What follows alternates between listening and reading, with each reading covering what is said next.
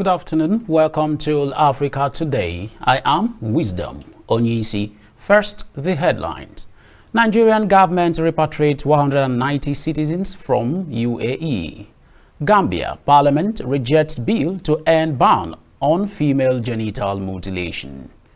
Rwanda President Kagame set to win fourth term, securing 99.15% of the votes. And on sport, Arteta to offer Euro 2024 winner contract of lifetime to join Arsenal. Now the news in details. The Nigerian government says it has repatriated 190 Nigerians from the United Arab Emirates, UAE.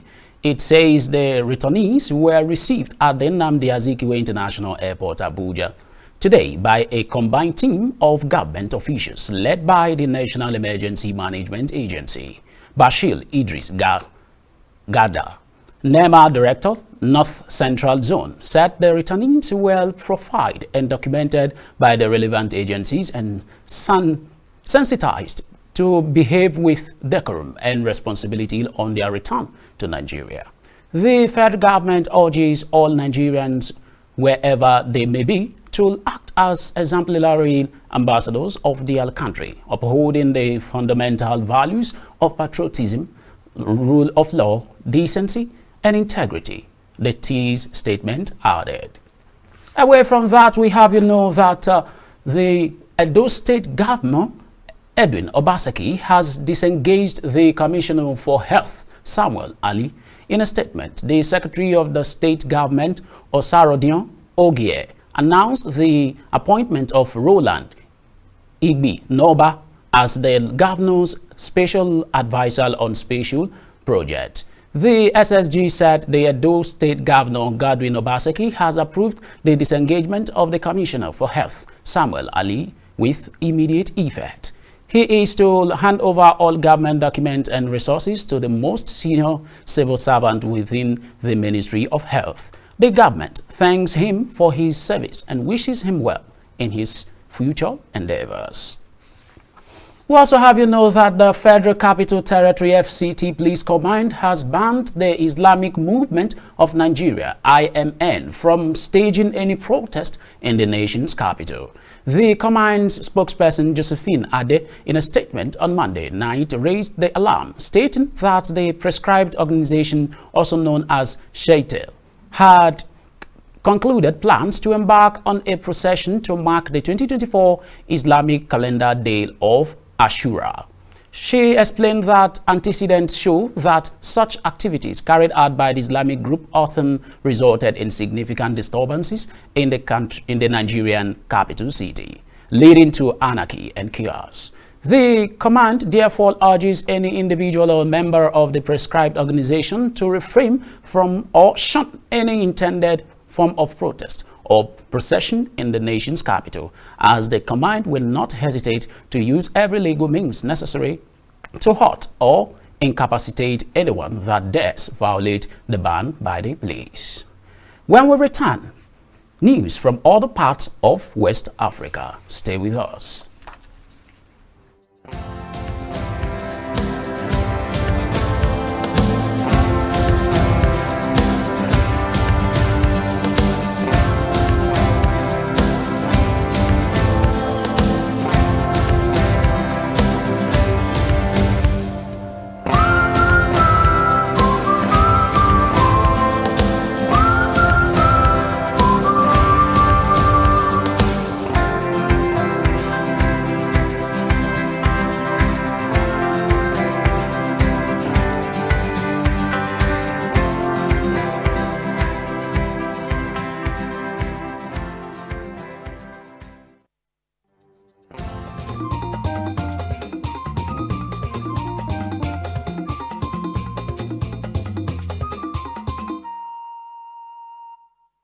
Welcome back. News from other parts of West Africa. Gambia's parliament on Monday rejected a bill that would have ended a ban on female genital mutilation after lawmakers voted down all the clauses in the proposed law. The ban is still firmly maintained in the Gambiel, the Ministry of Information said after the vote, government stands firm in its resolve to eliminate these harmful practices. The lawmaker who took the proposal to Parliament, Amele Giba, said he was upholding cultural and religious prerogatives in the Muslim-majority country where female genital mutilation is widespread and deeply rooted, but many Islamic scholars dispute his argument. The World Health Organization says it has no health benefit and can lead to excessive bleeding, shock, psychological problems, and even death. Away from that, we have that Ghana's Speaker of Parliament, Aban Mabin, was compelled to adjourn sitting after only 24 members of Parliament showed up for proceedings. The minority had earlier threatened to disrupt parliamentary business if the majority caucus failed to attend. During proceedings, Majority Chief Whip Frank Enel Dompre wanted to lay before the House the Ewoye Lithium and Baznite Agreement, but member of the Parliament for Tamale Central, Ibrahim Motala Mohammed, raised the issue of quorum. Mohammed argued that by parliamentary proceedings, the House did not constitute a quorum to execute business. We move to other parts of Africa after this break.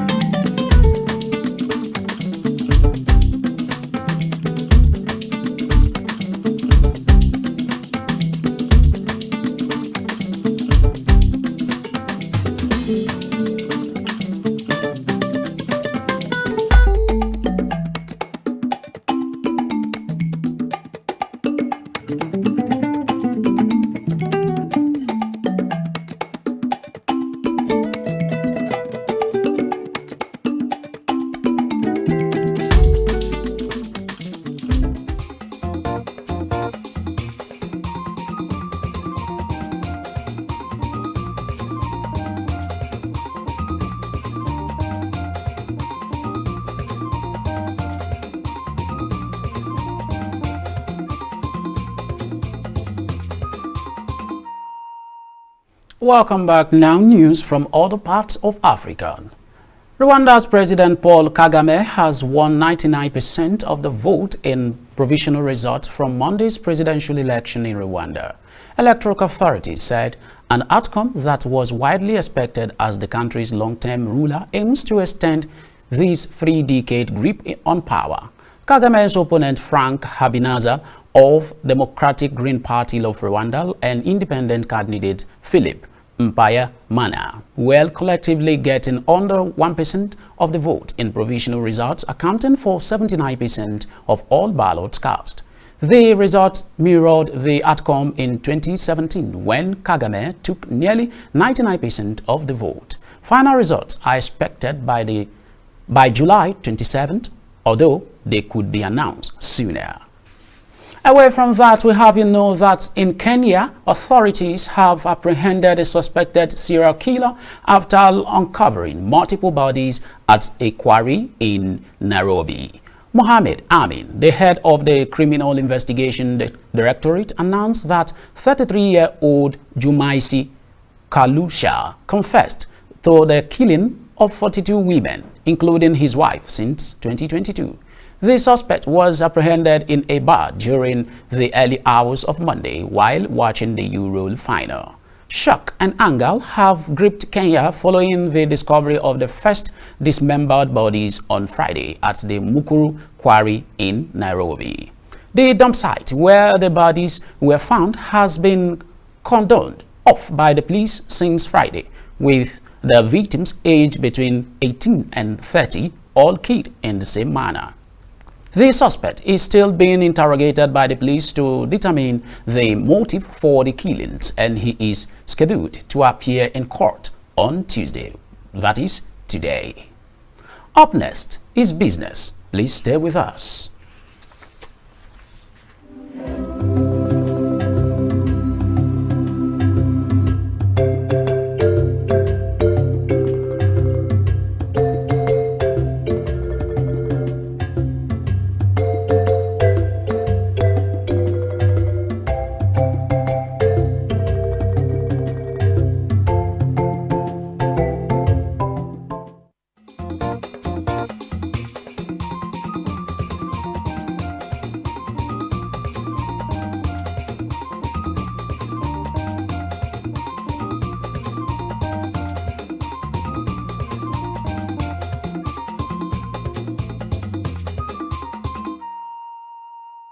Welcome back now to business news.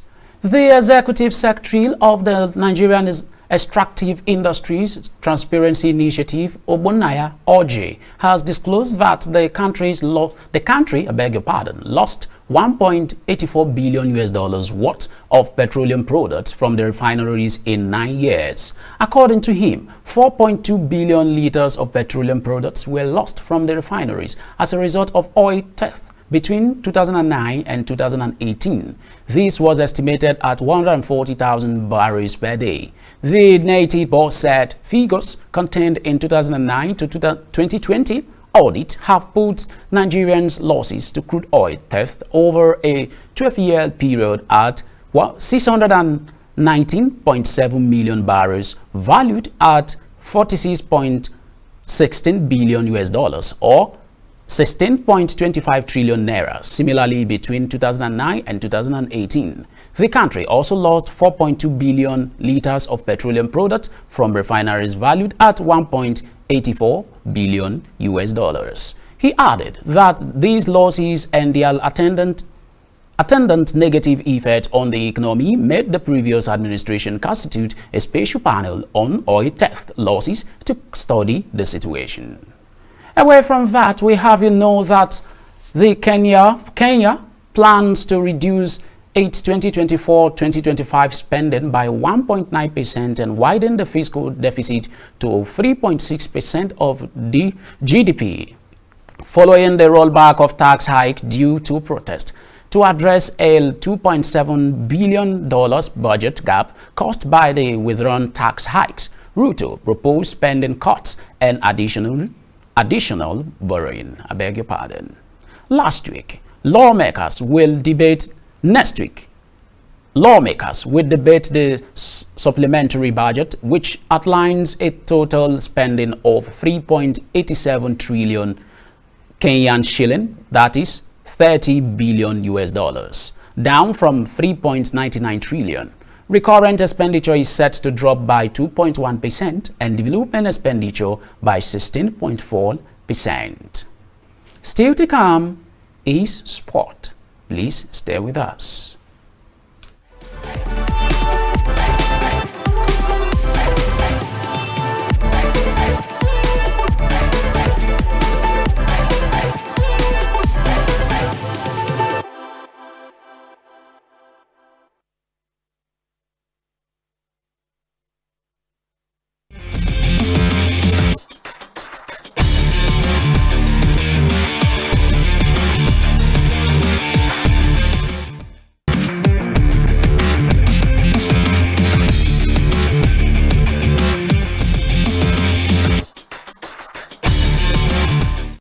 Welcome back now to sport news. The Olympic torch arrived in the French capital to cheer from tourists and local alike. On Place Blanche, dancers from the famous Parisian cabaret Le Moulin Rouge welcomed the Olympic flame to Paris with a performance of the iconic Can-Can dance. This performance comes after the inauguration of the cabaret's new windmill wings on July 5th, after the huge sales inexplicably collapsed after a show earlier this year. The Olympic torch made appearances on Sunday at the Bastille Day military parade before heading to Notre Dame Cathedral, the Sorbonne University, and the Louvre. On Monday, Olympic torch bearers ran down the Champs-Élysées, one of the last legs of the relay that has seen the flame travel across France. Away from that, Nigerians falconets will face Australia and Mexico in friendly matches ahead of the 2024 FIFA Under-20 Women's World Cup. The falconet started preparation for the competition in Abuja 2 weeks ago. They are expected to travel to Colombia next month for the final part of their preparation. The two friendlies will be played in Colombia. 32 players are currently eyeing for a place for the team. The Falconets are drawn with three-time champions Germany, Venezuela, and Korea in the first round of the tournament. We also have you know that Arsenal are willing to offer Spain midfielder Mikel Merino the contract of a lifetime to join the club this summer. According to Mundo Deportivo, Mikel Arteta is desperate to land his compatriot from Real Sociedad, and the Gunners are already to hand over a huge deal to convince him. However, they are facing competition from Aston Villa and Barcelona. Merino, 28 years, has only 1 year left on his current contract with Sociedad and has a €56 million release clause. He featured in every round of Euro 2024 for Spain and even scored a crucial extra time winner against Germany in the quarter-finals. And that's your sport news on Africa Today. We move to the rest of the news after this break. Please stay with us. This is Hills TV. Quality broadcasting is what we'll bring to you. Now we be this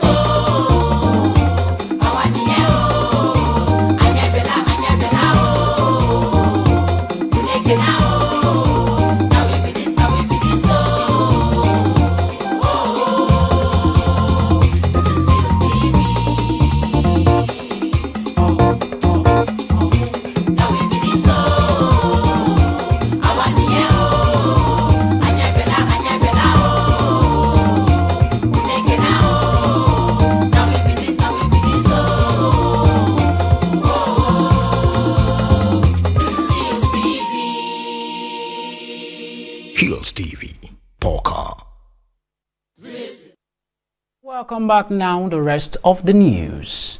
Nigerian passport holders intending to visit United Arab Emirates are now mandated to first obtain a document verification number (DVN) before applying for visa. Available information on the Emirates verification website suggests that Nigerians have to pay a non-refundable 640,000 naira fee for document verification. It said that the issued document verification number would be valid for only 14 days from issuance. And that's Africa Today. But before we go, here are the headlines again. We told you that Nigeria government repatriates 190 citizens from UAE. We also brought to you that Gambia Parliament reject bill to end ban on female genital mutilation. We also told you that Rwanda President Kagame set to win fourth term, securing 99.15% of the votes. And on sport, we brought to you that Arteta to offer Euro 2024 winner contract of lifetime to join Arsenal. Remember to visit us on Facebook at His TV Abuja, Instagram at His TV Abuja, and subscribe to our YouTube channel at His TV. I am Wisdom Onyisi. Thanks for watching.